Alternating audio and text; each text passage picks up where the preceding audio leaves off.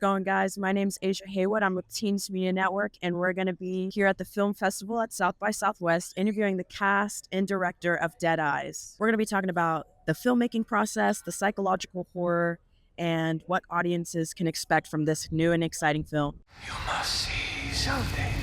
Are you okay? Having nightmares again, Sean? I'm so sorry to hear about your sister. Why are we here? Dragging him out here, searching for his piece of shit dad? There you are. My name is Mischa Heywood, and I play Lilly. I'm Richard E. Williams. I'm the director, writer, producer, and a few other things. I'm Ana Thu Nguyen, and I play Grace. My name is Laine, and I play Sean, the POV character. Great. Well, first of all, I just want to say congratulations on preparing your film here at South by. Thank you. What does it mean to you guys to have your film premiere here at South by Southwest? Would you like me to start? Well, I watched Thunder Road, which won a couple of years ago at South by, and by Jim Cummings, and I was like, damn, that is like a festival that champions a movie like that. I want to be there.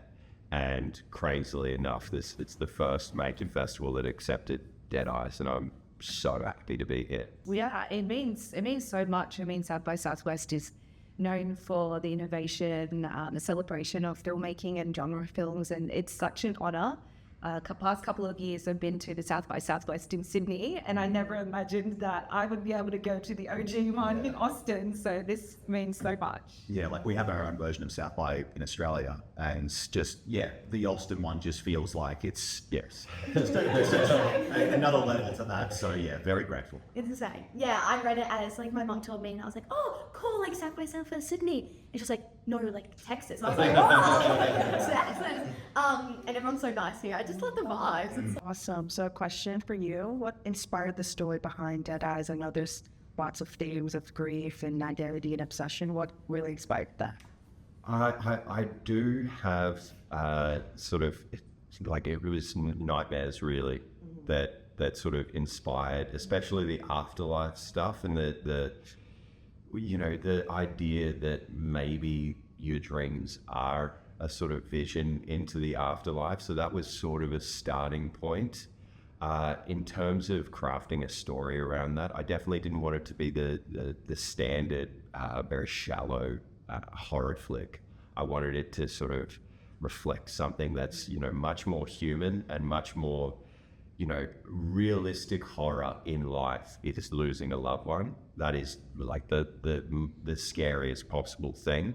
And so having a basis of reality and then building on top of that was something that I really, wanted to do. So that was sort of my starting point. Yeah. What made you want to tell the story POV stuff? Well, it's so scary.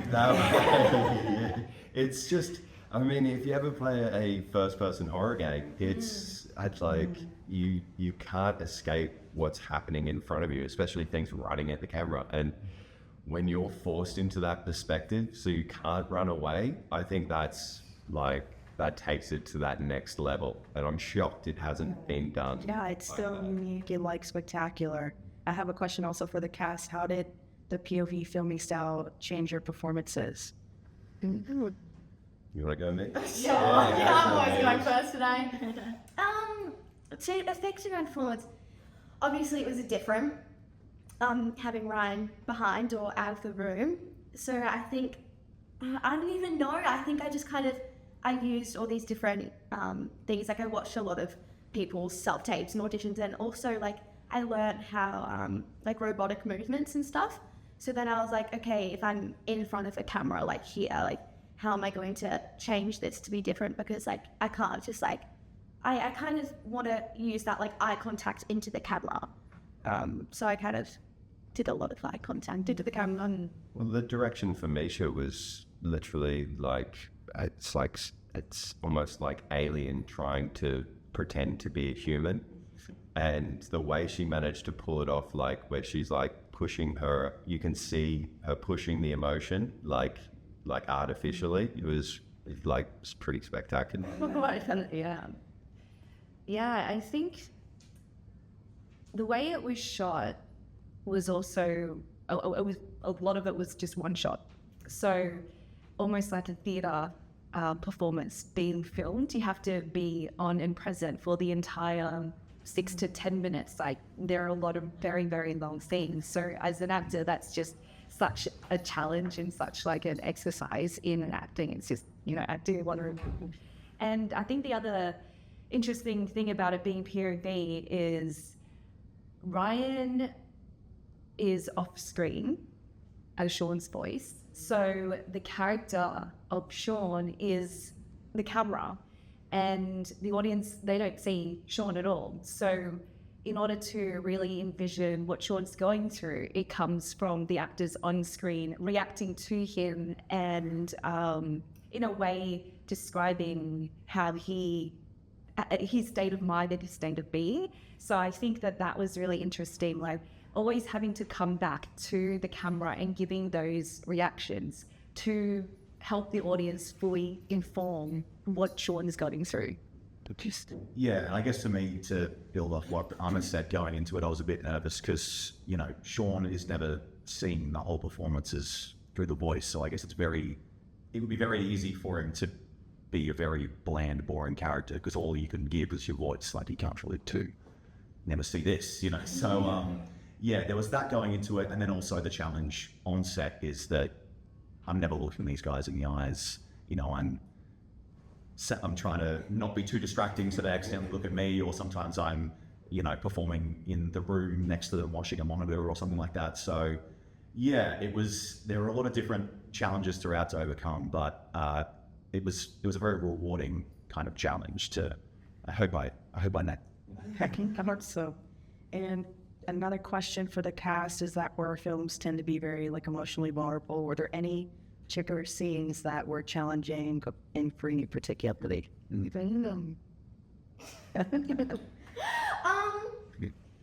I don't think they were necessarily more or less challenging. But when there was one scene where there was all this blood on the floor, and I was sliding in and talking about the afterlife and stuff like that. That was pretty cool. I was blind, so I couldn't see anything. So I had to get led around by this guy who fell. But that was really cool. So I was going in, I couldn't see anything. That was kind of a challenge in itself, I guess. Blindfolded acting. Yeah. Crazy. But it was fun to do. Yeah, there's a scene where Grace shows her vulnerability for the first time because, from the beginning, she's more of the driving force in the relationship between Sean and Grace. She helps to push Sean into his journey. So she's quite a strong character. She knows what she wants to do. But there is a moment where she shows vulnerability and it gets, the argument gets heated between Sean and Grace. And I think on top of being vulnerable in that state, it was a bit more difficult acting towards the camera and showing that while there was someone off screen that you also have to connect to. So I'm trying to connect to two different people at the same, two different parts of Sean at the same time. So that was quite technically and emotionally challenging. Yeah. Yeah, and I think from a technical standpoint for me, two come to mind, but I'll keep it quick. There's a scene where Sean and Grace are having a quiet moment in a tent, just a little chat. And that's one of the cases where I was outside watching on a monitor. And so I'm trying to, the audio was being captured, and so I'm trying to talk loud enough so that Ana can hear me, but not so loud that it sounds like this when I'm, in the actual film. And be intimate. And be quiet. So that was a fine line to tread. And there's also, not to get too deep into spoilers, but there's a lot of screaming on Sean's behalf. Oh, yeah. So there were cases where, for a while, we called, say, everyone be quiet for 10 minutes, Ryan's just going to scream at maximum effort. Drove out into the middle of nowhere with the sound guys, and just to hype up Ryan and get him screaming in a field at midnight. Yeah. So there's a lot of people here at South by who are really interested in film, who want to be in your shit as touring their films, being in movies. What advice would you give to those people? I'm only 16. But still, I've been acting for a while, I guess since I was 8. So then I think there's a lot of ups and downs, especially when it comes to like filmmaking and even like music or anything in the performing arts. So just kind of stick with it, keep working, and yeah, you'll get there. Please. Yeah, no one's going to give it to you. You have to go get it yourself. That's pretty much the only way in this industry. You just have to go do it. Yeah. I would say don't be afraid to take risks, be involved in indie movies that, you know, really excite you and that they're taking a step in a new direction. I think taking risks will always end up like paying off, whether it's just another experience for you or who knows, you might end up at South by Southwest. Yeah, exactly. POV narrative horror. Crazy, hey?